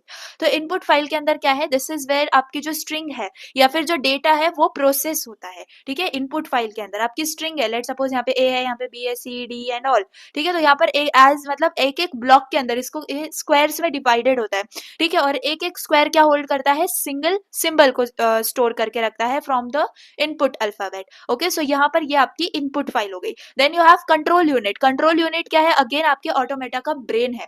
Okay, इससे आप क्या डिटरमाइन करते हो कि कौन सा एक्शन आपको लेना है based on the current symbol, okay, and उसकी करंट स्टेट के ऊपर, क्या उसको एक्सेप्ट करना है या उसको रिजेक्ट करना है, ठीक है। फिर आपके पास स्टोरेज होता है। स्टोरेज क्या है, ये एक एडवांस्ड मशीन्स के अंदर हो रहा होता है, जैसे ट्यूरिंग मशीन्स वगैरह हो गई, तो उसके अंदर आपके पास एडवांस या फिर एडिशनल स्टोरेज होती है, जिससे आप क्या कर पाते हो, स्टोर कर पाते हो डेटा को, मैनिपुलेट कर पाते हो ड्यूरिंग कंप्यूटेशन ओनली। ओके, लेकिन ऑटोमेटा जो है क्या करता है, सिंपली अगर हम बात करें स्टोरेज को भूल जाएं क्योंकि ये एडिशनल मशीन्स में हो रहा होता है, तो अगर बेसिक ऑटोमेटा की बात करें तो आपके पास इनपुट फाइल होती है, यानी कि लेट सपोज आपके पास क्या है, स्ट्रिंग्स है और एक मतलब एक एक अल्फाबेट यहाँ पर ऐसे स्टोर है एक एक स्क्वायर के अंदर, वो आपका एक एक करके जैसे ये ए है वो एक करके आपके कंट्रोल यूनिट में जाएगा। कंट्रोल यूनिट डिसाइड करेगा कि क्या उस स्ट्रिंग को हमें एक्सेप्ट करना है या रिजेक्ट करना है, यानी कि इसके अंदर वो रूल लिखा होगा जो कि हमने डिफाइन किया हुआ है, ठीक है। एंड उस हिसाब से आपका आउटपुट मिल जाएगा, क्या क्या वो एक्सेप्ट होगा या रिजेक्ट होगा। क्लियर है बात, I hope you got it. अब यहाँ पर उसका ही डिस्क्रिप्शन लिखा हुआ है, you can stop and read this thing. Okay, then control unit के बारे में लिखा हुआ है, तो ये सी चीजें मैंने आपको बता दी। नाउ सी यहाँ पर फाइनाइट ऑटोमेटा, ये क्या है, सिंपलेस्ट मशीन है जिससे आप पैटर्न्स रिकॉग्नाइज करते हो, ठीक है। मतलब वही चीज है, देखो आपके पास इनपुट है, आपके स्टेट्स ऑफ ऑटोमेटा यानी कि आपका कंट्रोल यूनिट है, एंड यहाँ से आपका एक्सेप्ट या रिजेक्ट होकर आपको आउटपुट यहाँ पे मिल रहा होगा, ठीक है। तो फाइनाइट ऑटोमेटा का सिंपल आप यहाँ पर जो है डेफिनेशन समझ सकते हो। तो इसके अंदर क्या है, सिंपलेस्ट मशीन है to recognise patterns. Finite automata या फिर फाइनाइट स्टेट मशीन, रिमेंबर हम दोनों भी बोल सकते हैं, ये आपकी एब्स्ट्रैक्ट मशीन होती है जिसके अंदर 5 एलिमेंट्स या फिर 5 टपल फॉर्मेट होता है। ये आप बहुत सुनोगे पूरे के पूरे अपने इस फर्स्ट यूनिट में, 5 टपल फॉर्मेट। तो ये 5 टपल फॉर्मेट क्या होता है, ये इस स्लाइड से आपको समझ में आ जाएगा। And it has a set of states and rules for moving from one state to another, but it depends on the applied input symbol. तो इतना ज्यादा डिटेल में ना जाके I will tell you what is this 5 tuple format. Okay, first of all सबसे पहले you have formal specification, यानी कि वही 5 टपल फॉर्मेट के अंदर आपके पास चीजें क्या होती हैं। First of all you have Q, you have this sigma, you have this Q या फिर क्यू नॉट आप इसको बोलते हो, you have F, you have sigma. Okay, this are the things. Okay, basic इनका मतलब क्या है ये आपको समझना है, ठीक है। तो you have Q, first of all Q, Q is the thing but your finite set of states, यानी कि जैसे कि आपके पास यहाँ पर अब आप जब डीएफए या एनएफए आप लोग डिजाइन कर रहे होगे ना, उस केस में आपके पास क्या आ जाते हैं ना, ये ऐसे आपके पास मतलब हो जाता है Q1 Q2, ये स्टेट्स होती हैं, फिर इसके अंदर आप जो है जा रहे होते हो, ठीक है, ये सारी चीजें होती हैं। क्लियर, ऐसे आपके जो है ना क्या डिफाइन हो रहा होता है, ये सिंपल मैं कुछ भी बना रही हूँ, आप जस्ट डीएफए आप इसको समझ सकते हो। तो ये जो Q1 है, ये जो Q2 है, ये स्टेट्स हैं। क्लियर, तो ये जो स्टेट्स हैं ये आपकी क्या होती हैं, क्यू होती हैं। तो ये क्यू आपकी फाइनाइट सेट ऑफ स्टेट्स होती हैं। फिर आपके पास होता है सिग्मा, यानी कि सेट ऑफ इनपुट सिंबल्स। तो जैसे कि अभी मैंने यहाँ पर ये बनाया था, Q1 बनाया था मैंने, Q2 बनाया था, फिर मैं यहाँ पर क्या दे रही हूँ, मैं यहाँ पर ए को इनपुट दे रही हूँ। फिर यहाँ से मेरे पास क्या होता है, मैं अल्फाबेट्स डिफाइन कर देती हूँ, यानी कि जो सिंबल्स होते हैं मेरे, जो कि कंप्लीट मेरे जो ऑटोमेटा या मैं बनाने वाली हूँ उसके अंदर एग्जैक्ट वही होते हैं इनपुट और आउटपुट के सीन में। तो लेट सपोज मैं ए बी डिफाइन कर रही हूँ, तो वो ए बी मेरे क्या हो जाते हैं, ये सिग्मा हो जाता है। क्लियर है बात। अब ये क्यू क्या है, क्यू मेरी या फिर क्यू नॉट मेरी इनिशियल स्टेट होती है, यानी कि अगेन वही डायग्राम अगर हम देखें तो इसके अंदर Q1 है मेरे पास Q2 है, तो स्टार्ट कहाँ से हो रहा है, स्टार्ट जहां से हो रहा है वो मेरी इनिशियल स्टेट होती है। ओके, इसको हम क्या बोलते हैं, क्यू नॉट बोल रहे होते हैं। एफ यानी कि फाइनल स्टेट। अब ये जो इनिशियल स्टेट है इसको मैंने कैसे डिफाइन किया, ऐसे डिफाइन किया। जो फाइनल स्टेट होती है ना उसको हम ऐसे डबल सर्कल से डिफाइन कर रहे होते हैं, जैसे कि इस केस में ये फाइनल स्टेट है, तो ये फाइनल स्टेट हो गई। अब ट्रांजिशन फंक्शन आपका ये होता है स्मॉल डेल्टा। ओके, इसको डेल्टा बोलते हैं, डेल्टा। अब डेल्टा क्या है, ट्रांजिशन फंक्शन है। इससे आपको समझ में आता है कि what state to move. Okay, आपको कौन सी स्टेट पे मूव करना है एग्जैक्टली इसको आपको ट्रांजिशन फंक्शन से पता चलता है। ओके, तो आई होप यू गॉट कि एग्जैक्ट जो आपका 5 टपल फॉर्मेट है वो क्या होता है, ये आपको एक तरीके से याद ही रखना है, ठीक है। तो क्यू याद रखना है, आपका फाइनाइट सेट ऑफ स्टेट्स आपका होता है। सिग्मा जो होता है वो आपके सारे सिंबल्स जो इनपुट सिंबल्स होते हैं, जैसे कि मोस्टली ए बी होता है या 0 1 होता है, जो भी होता है वो आपके इनपुट वाले सारे इसमें आ जाते हैं। फिर क्यू जो है वो आपका इनिशियल स्टेट होता है, एफ जो है वो आपका फाइनल स्टेट होता है, एंड ट्रांजिशन फंक्शन को हम स्मॉल डेल्टा से डिफाइन कर रहे होते हैं। ओके, सो अगर ये आपको अभी हार्ड भी लग रहा है ना, ये बहुत ज्यादा क्रिस्टल क्लियर हो जाएगा जब हम डीएफए एनएफए को डिफाइन कर रहे होंगे तो। ठीक है, अब जैसे कि यहाँ पर ये एग्जांपल ले लेते हैं, पहली बार में हम समझ लेते हैं। तो देखो आपके पास यहाँ पे दो स्टेट्स हैं, Q0 Q1। ओके, तो Q0 ये एक स्टेट हो गई, Q1 ये एक स्टेट हो गई। मैंने आपको बताया था इनिशियल जो स्टेट है उसको आप ऐसे डिनोट करते हो बाय दिस एरो, एंड जो फाइनल स्टेट होती है उसको डबल आप ऐसे ओवल से डिनोट कर रहे होते हो। ठीक है, तो यहाँ पे समझ में आ रहा है ये इनिशियल है, यानी कि ये क्या है, Q है, या फिर इसको Q0 भी आप बोलते हो। और ये Q1 क्या है, Q1 आपकी फाइनल स्टेट है, यानी कि कैपिटल F। क्लियर, अब यहाँ पर आपको बोला जा रहा है, ठीक है, ये इनिशियल है, ये फाइनल है, and if the input B is applied then its state is changed from Q0 to Q1 और Q1 टू Q0। तो देखो आपका अगर A है तो A पे आपकी इसी स्टेट पे रह रहा है ना, अगर B है तो इस स्टेट पे जा रहा है। तो ये सब क्या है, ये ट्रांजिशन हो रहा है, किसके हेल्प से हो रहा है, ट्रांजिशन फंक्शन के हेल्प से हो रहा है। अब यहाँ पर अगर आप इनपुट में देखो तो आपके पास क्या आ जाएंगे, ये जो स्ट्रिंग है बेसिकली ये स्ट्रिंग हो रही है A B B A, तो ये सब आपकी स्ट्रिंग्स है। तो एक एक करके ही कंट्रोल यूनिट में जाती है, और आपको पता चलता है कि क्या ये एक्सेप्ट करनी है या आपको इसको रिजेक्ट करना है। चाहिए तो स्टोरेज भी आप साइड में बना के दिखा सकते हो। ओके, तो मुझे बताओ यहाँ पर Q0 है आपका, Q0 में अगर आप B दे रहे हो तो कहाँ जा रहे हो आप, Q1 पे जा रहे हो, तो Q0 पे B दे रहे हो तो आप कहाँ जा रहे हो, Q1 पे जा रहे हो, तो इसको आप ऐसे डिनोट कर सकते हो। Q0 पर आप A दे रहे हो तो आप कहाँ पे जा रहे हो, Q0 पर ही रह रहे हो, तो Q0 पे A दे रहे हो तो कहाँ जा रहे हो आप, Q0 पे। तो ऐसे आप क्या करते हो, ट्रांजिशन फंक्शन डिफाइन कर रहे होते हो। क्लियर है बात, तो ये बहुत बेसिक चीज है। अब आप जब DFA NFA डिफाइन करोगे तो ये कुछ भी नहीं लगेगा आपको। क्लियर है। Now basic machine versus finite automata, ये थोड़ी सी चीजें लिमिटेशंस वगैरह लेके then I will wind up, and part 2 में we will see what are the like the core example, जो एग्जैक्ट एग्जाम्पल्स आपके एग्जाम में आते हैं ना वो। ठीक है, तो basic machine versus finite automata क्या होता है। तो मशीन क्या है, मशीन एक सिस्टम है in which energy material information can be transformed without any human interaction. तो ये बहुत अच्छे से आपका जो मशीन है उसका क्या दे दिया, डेफिनेशन आपको यहाँ पर दे दिया है। क्लियर, तो इमेजिन करो आपकी एक फोटो प्रिंटिंग मशीन है, या फिर एक एग्जाम्पल जैसे यहाँ पर लिखा हुआ है मेटल कटिंग मशीन है। ठीक है, तो ये जो मशीन्स हैं ये ऑटोमेटिकली वर्क करती हैं, but they don't make decisions, है ना। ये काम तो कर रही हैं, आपको फोटो प्रिंट करने का काम दे रही है, मेटल कट करने का काम कर रही है, लेकिन ये मशीन्स ऑटोमेटिकली काम करते हुए भी कोई डिसीजन नहीं ले पाती। एक बार स्टार्ट हो गई तो they follow the same path blindly, है ना। उनका एक मतलब एक ऐसा कंडीशन है कि यही काम करना है, regularly they do that same thing, but decision नहीं ले पाती हैं। So in the real world we want ऐसी मशीन्स जो कि डिसीजंस ले पाए बेस्ड ऑन इनपुट, है ना, इनपुट के हिसाब से। लाइक सपोज इफ कोई डॉक्यूमेंट है वो पीडीएफ है तो उसको प्रिंट कर दो, अगर वो वर्ड फाइल है तो पहले उसको वर्ड से पीडीएफ में कन्वर्ट करो, उसके बाद उसको प्रिंट करो। तो ये चीज है जो हमें मशीन्स को सिखानी है। So that's where your finite automata comes in. Okay, तो फाइनाइट ऑटोमेटा क्या है, एक मशीन जो है एक मशीन है जिसके पास डिसीजन मेकिंग पावर है। अब आपको क्लियर हो गया होगा। ठीक है, तो आई होप कि ये जो स्लाइड है इसमें क्या लिखा हुआ है, दिस मशीन की जो पावर है वही बताई जा रही है यहाँ पे। अब रियल लाइफ एप्लीकेशंस की बात करें तो आपके पास क्या हो जाता है, डिजिटल सर्किट है, design digital circuit string machine, ये वही 4 एप्लीकेशन है जो आप रख सकते हो फाइनाइट ऑटोमेटा के लिए। क्लियर, बाकी आपको एग्जैक्ट यूजेज जो है वो समझ में आ गया कि फाइनाइट ऑटोमेटा जो है ये एक मशीन है जो कि डिसीजन मेकिंग पावर को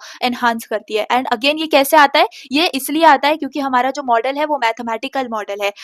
एक्चुअल फिजिकल प्रोसेस के अंदर मैथमेटिक्स अगर लग जाए ना तो ऑब्वियसली कंप्यूटर्स जो है वो अलग तरीके से बिहेव करना स्टार्ट कर देते हैं। Okay, so now limitations of finite automata. अब यहाँ पर जो है बेसिक मशीन क्या होती है और फाइनाइट ऑटोमेटा क्या होता है ये आपको समझ में आ गया। बेसिक मशीन क्या करती है, basic machine without decision making अपने ब्लाइंडली जो उनको काम असाइन किया हुआ है वो काम करती रहती है, but finite automata is the decision making machine. Clear है गाइस। नाउ लिमिटेशंस क्या है, it can not be used for computations. आप फाइनाइट ऑटोमेटा को कंप्यूटेशंस के लिए यूज नहीं कर सकते। इट कांट कैलकुलेट 5+3 और do logical operations like a computer, नहीं, ये सिर्फ और सिर्फ डिसीजन मेकिंग के लिए इंपॉर्टेंट है। तो याद रखो कि आपका जो फाइनाइट ऑटोमेटा है it's useful but it's not perfect. Okay, याद रखो यूजफुल तो है लेकिन परफेक्ट नहीं है। एक स्मॉल कैलकुलेटर की तरह है, यूजफुल है बट लिमिटेड है। क्लियर, अब यहाँ पर जैसे मैंने बोला कंप्यूटेशंस परफॉर्म नहीं कर सकता। It can not modify its input, यानी कि अगर आपने इनपुट दे दिया तो वो लेफ्ट टू राइट उसको रीड करेगा, but it can't go back to fix और रीराइट एनीथिंग। ठीक है, now it can not be used for context free languages, यानी कि फॉर एग्जांपल ये वैसे लैंग्वेजेस अंडरस्टैंड नहीं कर सकता जिसके अंदर बैलेंस्ड ब्रैकेट्स होने चाहिए, है ना। For that we need your push down automata, जो कि एक अलग चीज है, जो कि पीडीए होता है, इसको हम यूज करते हैं। लेकिन अभी के लिए रिमेंबर कि फाइनाइट ऑटोमेटा जो है उसके अंदर context free languages can not be identified. Now it can not be used for recursive languages, यानी कि रिकर्सिव पैटर्न्स, नेस्टेड लूप्स जो होते हैं ना, इस केसेस के के लिए आपको ट्यूरिंग मशीन का यूज करना पड़ता है, बट फाइनाइट ऑटोमेटा काम नहीं करता है. It has finite number of states and hence it cannot recognize string of the form a raised to n b raised to n. Okay, मतलब कि ये चेक नहीं कर सकता कि जो नंबर है उसके अंदर जो a है, लेट सपोज, क्या वो b के इक्वल है, यानी कि a raise to n b raise to n, a b के इक्वल है या नहीं है, ये नहीं कर सकता, बिकॉज उसके पास लिमिटेड मेमोरी है. यानी कि ये जो स्टेट्स हम बना रहे हैं ना, ये आपकी मेमोरी, लिमिटेड मेमोरी है, एंड कोई काउंटर नहीं है, कोई स्टैक नहीं है to keep the track. Remember, तो finite automata again I will say कि एक सिक्योरिटी की तरह है, जिसके पास कोई नोटबुक नहीं है. क्लियर है बात, मतलब वो कुछ नोट डाउन नहीं कर सकता, बस वो रिमेंबर कर सकता है only the current instruction. Okay, वो करंट इंस्ट्रक्शन को रिमेंबर कर सकता है, बस, nothing more than that. Okay, then आपके पास टाइप्स ऑफ फाइनाइट ऑटोमेटा होते हैं, जो कि है deterministic finite automata and non deterministic finite automata. तो इसके अंदर मैं अभी आपको बेसिक समझा देती हूँ अभी इसी स्लाइड पे, कि यहाँ पर जो डीएफए है डिटर्मिनिस्टिक है. डिटर्मिनिस्टिक यानी कि हर एक सिग्नल, यानी कि हर एक इनपुट के लिए there is exactly only one direction to go. बस एक ही डायरेक्शन है, इससे ज्यादा आपका नहीं होगा, इसीलिए इसको डिटर्मिनिस्टिक बोला जाता है. और एनएफए के अंदर क्या होता है, एक इनपुट या फिर एक सिग्नल के लिए you may have multiple choices. ठीक है, और इवन आपका कोई डायरेक्शन नहीं भी है, ये भी केस हो सकता है. सो इस चीज में आपको समझ में आएगा कि डिटर्मिनिस्टिक और नॉन डिटर्मिनिस्टिक फाइनाइट ऑटोमेटा के अंदर हम कैसे डिफाइन करते हैं, कैसे चीजों को डिफाइन कर रहे होते हैं. अभी के लिए इंपॉर्टेंट आपके लिए 5 टपल फॉर्मेट है गाइस, जिसमें आप ये वाला याद रख सकते हो, क्यू सिग्मा, फिर आपके पास डेल्टा आ जाता है, क्यू नॉट आ जाता है, और एफ. ये वाला सीरीज आप जो है इसको याद रख सकते हो बहुत इजीली. क्लियर, तो इसको हमें यूज करना है डीएफए के अंदर, जो कि फॉर्मल डेफिनेशन है अगेन. देन एनएफए, एंड हम काफी सारे एग्जांपल सॉल्व करेंगे पार्ट 2 में. For this time I need your support. अगर ये यूनिट अगर आपको अच्छे से समझना है, तो ये थ्योरी वीडियो अगर आपने देख ली है, तो अब आगे की चीजें आपको बहुत ईजी जाएंगी. डीएफए एनएफए आप मेरे हाथ में छोड़ दो, बहुत simply I will explain you with very much of tricks. तो अभी के लिए अगर आपने ये पार्ट कर लिया है ना, तो आप उन लोगों से आगे हो जो सिर्फ डीएफए से स्टार्ट करने वाले हैं, उनके पास इस चीज की नॉलेज नहीं है. ठीक है, तो I hope you got this thing, and काफी इजीली हमने सारी चीजों को समझ लिया है. एग्जैक्ट कंप्यूटेशन से लेके हमने आगे की चीजें पढ़ी हुई हैं. ठीक है, अब जो चीजें इंपॉर्टेंट नहीं है, जैसे कि वो रेगुलर वाला था, जो कि हमारा यूनिट 2 है, इसीलिए हमने इस यूनिट में I am not covering it. Obviously इन सब में दोनों यूनिट आएंगे, तो आपको उसकी नॉलेज इनडायरेक्टली हो ही जाएगी. क्लियर है बात, तो हमने काफी सारी चीजें पढ़ी, काफी सारी हमने जो है एकदम इन डेप्थ बेसिक से चीजें हम ले जाके हम उस पॉइंट पे खड़े हैं अब, जहां पर हम अब डीएफए को स्टार्ट कर सकते हैं. क्लियर, अब अगर मैं डायरेक्ट डीएफए स्टार्ट कर देती तो आपको ये चीजें समझ में नहीं आती. ऑब्वियसली एग्जाम्स में ये आएंगे आपको, तो आपको बिल्कुल लाइक ऐसा होगा कि अब मैं क्या लिखूं, थ्योरी सब्जेक्ट कहाँ से आ गया, थ्योरी क्वेश्चन कहाँ से आ गया. क्लियर, तो चलिए, that's all for the day. This was your part 1 and I hope you enjoyed the theory of computation. And बिल्कुल भी ये दिमाग से निकाल के रख दो कि टीओसी आपका हार्ड होगा. It will be very simple if you are studying from me. Okay, अब इनके नोट्स आपको मैंने हैंड रिटन नोट्स बना लिए टीओसी के. Now just I have to update, तो आपको डिस्क्रिप्शन में पता चल जाएगा कि अगर आपको क्या चीज ज्वाइन करनी है फॉर नोट्स एंड ऑल. ठीक है, तो ये सारी चीजें will be provided in description if you have to purchase और द नोट्स और not. Okay, so that is the things which will be in description. The lecture will be completely dedicated for your understanding. Okay, nothing more than that. So for now I will wind up, and part 2 बहुत ही जल्दी आ जाएगा, तो बिल्कुल भी wait नहीं करना है. And ये पार्ट आपका अगर आज कंप्लीट हो गया, remember next day you have to cover your DFA. Fine, and I will not make more of the videos now, just I will try कि हमारा डीएफए एनएफए जो एक वीडियो में हो जाए. And most of the Moore Mealy machine है, we will try. Okay, I will try to compact the things in just 1 or 2 videos more. Okay, that's all, and that's your unit 1 starting part 1 of your TOC. I hope you got it. Video पसंद आई हो तो please please go and hit the like button, and channel पे नए हो तो subscribe कर देना. एंड नोट्स वाली चीजें you'll get in description, no worries at all. And yeah, thanks for watching. Bye.